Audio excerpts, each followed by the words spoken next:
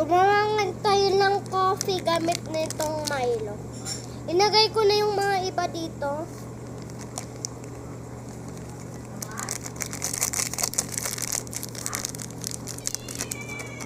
Okay na. Tapon ko lang to. Dito sa aking window. Nahirap. Nakalak. Okay na. Nabuksan na. Nabuksan na siya, guys. Tignan nyo. Diba? Itong ang aking gansa. Ay, close na natin.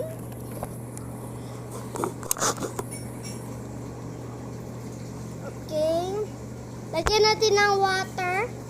Halika. Sabanyan. Ipalit ko na yung camera. Okay na. Tapos, ito yung aking mami. Kunin natin yung nasa baso. Uy! Yung pusa neto.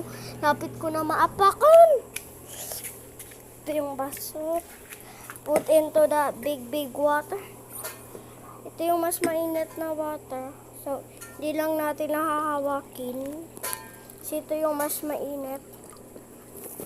Then, yung malamig naman. Ay, bigat. Diba? Okay na. Now, let's mix. Mikos na natin. Mikos.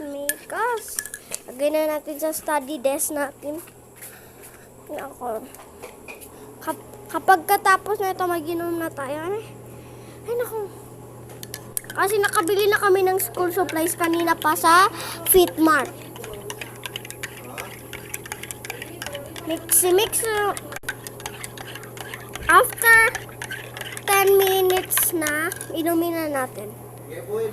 Palit mo na camera. Okay na. Ko muna to. Okay na. Mix pa natin hanggang mainit to. Mikas. Guys, nabasa. Okay lang kasi basa, guys. Okay lang. Mikas. After tapos na, inumin na natin. Ang sarap! Sarap naman!